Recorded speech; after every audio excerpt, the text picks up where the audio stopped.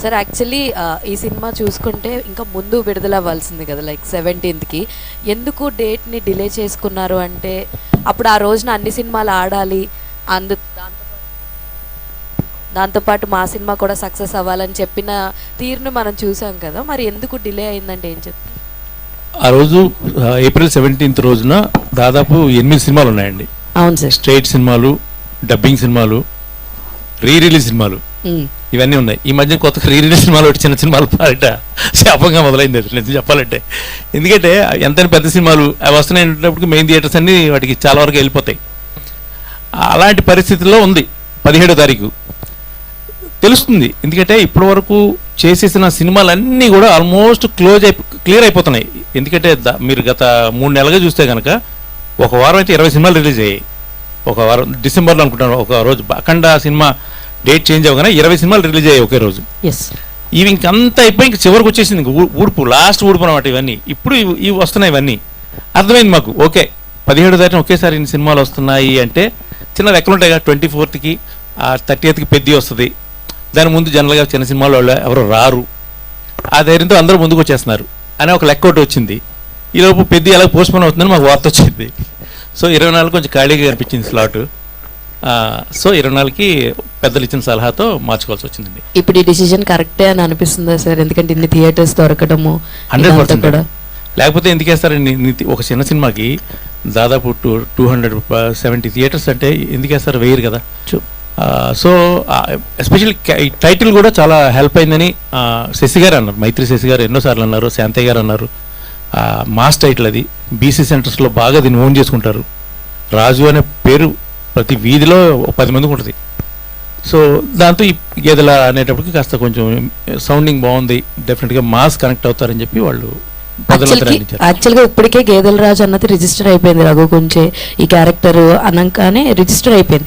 I hope ఈ cinema తర్వాత మీకు one of the iconic character మీ కెరియర్లో, లైక్ యాక్టింగ్ కెరియర్లో అనిపిస్తుంది sir. All the very best. Thank you అండి. చైతన్య గారు సార్, యాక్చువల్లీ ఈ మధ్య కాలంలో మేము చూస్తున్నది ఏంటంటే ట్రైలర్స్ చాలా బాగున్నాయి, ట్రైలర్ కట్ సూపర్ ఉంటున్నాయి, కానీ సినిమాకి వెళ్తే ఆ రేంజ్ పర్ఫార్మెన్స్ మేము చూడట్లేదు. చాలా సినిమాలు ఉన్నాయి అలాగా.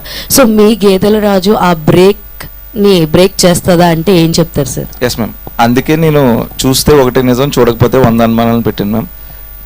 ఈ చూసింది ఏదైతే ఉందో కొంచెమే మ్యామ్, ఇంకా చూడాల్సిన అనుమానాలు చాలా చాలా ఉన్నాయి. అంటే ఇంకా ఏంటంటే మ్యామ్, ఒక crime thriller ma'am, murder mystery, ఏం చెప్పేయగలం బయటికి? చాలా దాస్తేనే ఆడియన్కి ఒక ఇంట్రెస్ట్ క్రియేట్ అవుతుంది.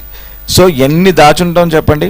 మీకు ఒకటి మేము మా పోస్టర్లు చూస్తే ఒక క్లారిటీ వచ్చేస్తుంది. అంటే దెర్ ఈస్ లాట్ ఆఫ్, అంటే మనం ఏది స్ట్రైట్ పోస్టర్ పెట్టలేదు మేము, థీమ్ పోస్టర్సే పెట్టాం అన్నీ. పాప మా అబ్బాయి అజయ్ చాలా బాగా చేసుకుంటూ వచ్చాడు. అంటే ఒకటి అడిగితే ఓకే, నేను ఏంగా 10-20 అన్ని థీమ్సే కావాలని అడుగుతూ వచ్చా. సో ఇది చూడొచ్చు, everything there is a theme. అంటే అంత కథ ఉంది మేము. సో ఆ కథనే నమ్ముకునే ఐస్ని బ్రేక్ చేస్తామని మేము అనుకుంటున్నాం ma'am. Thank you so much ma'am. Chaitanya గారు ఓకే. చైతన్య గారు, నా పేరు రాజా అండి. Hi sir. సార్ నా పేరు కూడా రాజా సార్, రాజా కన్నా ఇంటి దగ్గర పిలిచే పేరు. ఓకే, ఇందాక స్టేజ్ మీద అమ్మా నాన్నని చూస్తుంటే చాలా గొప్పగా అనిపించింది, చాలా గర్వంగా అనిపించింది. మనకి పూరి జగన్నాథ్ గారు నేనింతే సినిమాలో ఒక సీన్ రాస్తారు. ప్రతి ఒక్కరికి ఒక పిచ్చి ఉంటుంది. అమ్మ నీ కొడుకు పిచ్చి కోసం ఏం చేస్తాను రమాప్రభ గారిని అడిగినప్పుడు, నా కొడుకు ఏమన్నా స్క్రిప్ట్ రాస్తుంటే దూరంగా చూసుకుంటాను, వాడిని ఏం కదిలీను, వాడికి ఇబ్బంది పెట్టే పని నేనేం చెప్పను అని చెప్పి ఒక గొప్ప సీన్ ఉంటుంది అనమాట. స్టేజ్ మీద అమ్మా నాన్న చూస్తుంటే నాకు ఆ సీన్ గుర్తొచ్చింది. చైతన్య పద చూసుకున్నాం ఏదైతే అదవుద్ది అని అమ్మా నాన్న అన్న ఆ మూమెంట్ ఏంటి, ఆ క్షణం ఏంటి, అది చెప్పండి. అబ్బా, దీని ముందు ఒక మాట చెప్తానండి. నిన్న మార్నింగ్ కూడా వాళ్ళ అమ్మగారికి ఫోన్ చేసి, అమ్మ రేపు ప్రెస్ మీటే కొంచెం ఏమన్నా వెయ్యవే, ఫోన్పే కొట్టు, గూగుల్ పే కొట్టని. నిన్న కూడా అసలు వాళ్ళ అమ్మగారి వాయిస్ నేను విన్నాను. అలాగే బాబు నువ్వే ఇబ్బంది పడుకో, నేను ఏదో చేసి పంపించేస్తాను. అంత గొప్ప తల్లిదండ్రులు వాళ్ళు. సార్ ఫస్ట్ ఆఫ్ ఆల్ ఆ సీన్ మీరు గుర్తు చేసినందుకు thank you so much sir. Goose bumps వచ్చినాయి నాకు నిజంగా. సార్ మా డాడీ ఎప్పుడు కూడా ఏంటి అంటే, ఎప్పుడు నేను ఇంత ట్రై చేస్తూ ఉన్నాను కదా సార్, ఒరే నీ సినిమా నేను బిగ్ స్క్రీన్ మీద ఎప్పుడు చూస్తాను, గమ్మున తీరా అంటే ఇట్స్ లైక్ గమ్మున ఎలా తీస్తాను నేను? డాడీ అనేవారు ఇంకెప్పుడు తెస్తారా, గమ్మున తీరా. సో ఇంత ప్రయత్నం తర్వాత సార్ నేను ఒకరోజు ఫోన్ చేసి ఇంకా నా వల్ల కావట్లా, నన్ను నమ్ముకున్న 10 మంది 15 మంది అలా వచ్చేస్తున్నారు, ఏదో చేస్తాడు మేము కూడా వెనకాల అవుతామని నమ్మేశారు, ఇంకా నా వల్ల కావట్లా, నేను సినిమా తీద్దాం అనుకుంటున్నా, మనం ఎంత పడితే రోడ్డు మీదకి రాకుండా ఉంటాం. నేను నెగిటివ్గా ఆలోచించాను సార్, తప్పేమో సార్, నెగిటివ్గా ఆలోచించి ఎంత పెడితే రోడ్డు మీదకి రాకుండా ఉంటాం అని అడిగాను. మా డాడీ ఒకటే మాట అన్నారు, నువ్వు అలాంటి పంచాయతీలు ఏం పెట్టుకోకు, నీ కథకి ఎంత కావాలో నేను ఏదో రకంగా తెస్తా. సో అలాగే సపోర్ట్ చేశారు సార్ డాడీ సార్. అమ్మ సార్, మా వైఫ్ దివ్య, అదే సిఏ క్యారెక్టర్ చేశారు కదా తను సార్. సో ఏ రోజు కూడా అంటే ఇంత జర్నీలో కోపం వస్తుంది కదా సార్, ఎంత ఖర్చు పెట్టామో తెలుసా నీకోసం, ఇంకా ఎంత కావాలి, ఈ క్వశ్చన్ ఈ క్షణం వరకు కూడా ఇంకా రాలేదు సార్. నిజంగా నా అదృష్టం సార్, అంతే. ఖచ్చితంగా ఇలాంటి మేకర్ సక్సెస్ అవ్వాలి, ఒక కుటుంబం మొత్తం సక్సెస్ అవుద్ది ఈ సినిమా సక్సెస్ అయితే. రఘు గారు, ఒక ఆర్ట్ ఫీల్డ్లో మనం ఏ పని చేసినా ఆ పని మనకి పని అయిపోయిన తర్వాత ఒక ఎమోషన్ క్యారీ చేస్తుంది, ఇంటికి తీసుకెళ్తాం ఆ ఎమోషన్ని. గేదెల రాజు క్యారెక్టర్ నుంచి మీరు ఇంటికి తీసుకెళ్ళే ఆ ఎమోషన్ ఏంటి? వీళ్ళేనండి డైరెక్టర్ పెద్ద ఎమోషన్ నాకు. ఎందుకంటే డే 1 నుంచి ఇప్పుడు ఈ సేమ్ ఇదే ఎమోషన్లో క్యారీ దింపాడు. బట్ అదే చెప్తాను, ఏ రోజు కమర్షియల్గా థింక్ చేయలేదు. ఖచ్చితంగా ఈ సినిమా ఎమోషనల్గా కానీ ఏ రకంగా చూస్తుంది నాకు చాలా క్లోజ్ టు హార్ట్ అండి ఈ సినిమా. ఏదో దీని గురించి చెప్పట్లేదు, నిజంగా చెప్తున్నా. అంటే చాలా ఎంజాయ్ చేసాం, మొత్తం ప్రతి క్షణం చాలా ఎంజాయ్ చేసాం. ఏ రోజు ఏ లోటు లేకుండా చూసుకున్నాడు. ఈ సినిమా విషయంలో మిత్రం చాలాసార్లు దెబ్బలాడుకున్నాం, కొట్టుకోలేదు కానీ బాగా అరుచుకున్నాం. అయినా మళ్ళీ మా యూనిట్లో వాళ్ళందరూ చూస్తారు 10 నిమిషాల తర్వాత ఇంత ముందే కదా ఇంత గట్టిగా అరుచుకున్నారు, వీళ్ళెట్టి ఇంత మామూలుగా ఉన్నారని. ఎందుకంటే వాడికి గుర్తుండదు, అరిచినది నాకు గుర్తుండదు. అది మా ఇద్దరి మెంటాలిటీ చాలా దగ్గరగా ఉంది.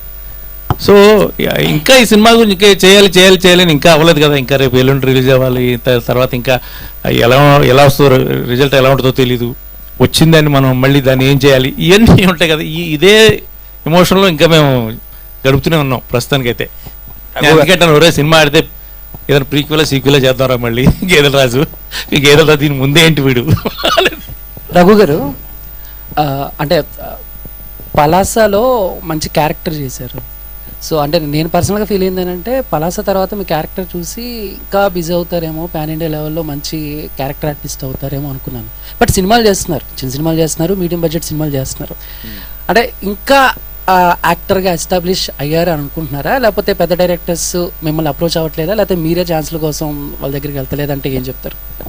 మీరు నిజంగానే పలాస తర్వాత నేను సినిమా పేరు చెప్పను కానీ, ఒక పాన్ ఇండియా సినిమాలో ఒక అద్భుతమైన పాత్రకి నన్ను అనుకున్నారు, నాకు ఉప్పొందింది, దానికోసం అవైలబుల్గా రెడీగా ఉన్నాను.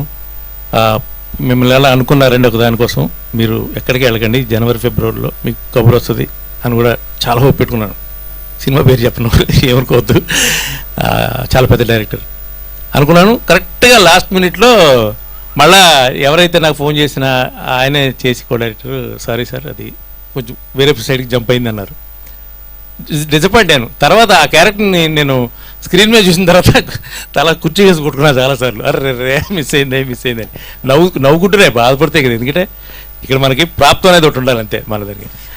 బిజీ అనేది ఇంక మనం అది మన చేతిలో లేదండి. అది ఏంటంటే చెప్పాను కదా, ఎవరి ప్రయారిటీస్ వాళ్ళకు ఉంటాయి, ఎవరి లెక్కలు వాళ్ళకు ఉంటాయి. ఏదో ఒక రోజు ఒక లెక్క ఎక్కడో చోట ఆ లెక్క నిజం అవుద్దని ఒక నమ్మకం, హోప్ ఉంటుంది. కాబట్టి ఓకే మనకి చేయాలి.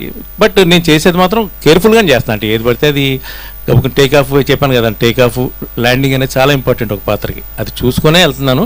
మధ్యలో కొన్ని నేను రాంగ్ స్టెప్స్ వేసాను, నెక్స్ట్ నేను సర్దిద్దుకుంటాను అవన్నీ కూడా. రఘు గారు సార్ ఇక్కడ సార్ మీరు దాని కంటిన్యూషనే, ఆ సినిమా కాకుండా మీకు ఇంకో సినిమా కూడా వచ్చింది, మంచి ఛాలెంజింగ్ రోల్, ఆల్మోస్ట్ మేము ఫోటోషూట్ చేశారు.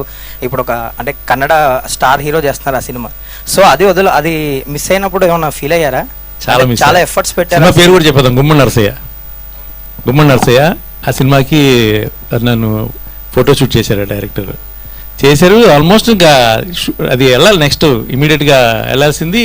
తర్వాత మరి ఎందుకో ఏమైంది తను చెప్పడం ఏంటంటే, ప్రొడ్యూసర్స్ ఇంకా పెద్ద స్టార్ కావాలి, నాకు మమ్ముట్టి గారు కావాలి ఆ క్యారెక్టర్కి, మోహన్ లాల్ గారు కావాలి, ఇలాంటి ఒక ఇది వచ్చిందని చెప్పి అప్పుడు అందరూ మీడియాలో అందరికీ తెలిసేది. ఎందుకంటే ఆ ఫొటోస్ అందరూ చాలామంది చూసారు ఫొటోస్ నావి. అంతా నెక్స్ట్ స్టెప్ వెళ్ళాల్సింది. తర్వాత అటు తిరిగి ఇప్పుడు అటు వెళ్ళింది అది, కర్ణాటకకి వెళ్ళింది. ఇప్పుడు అది శివరాజ్ కుమార్ గారు చేస్తున్నారు ఆ రోల్. అది యాక్చువల్గా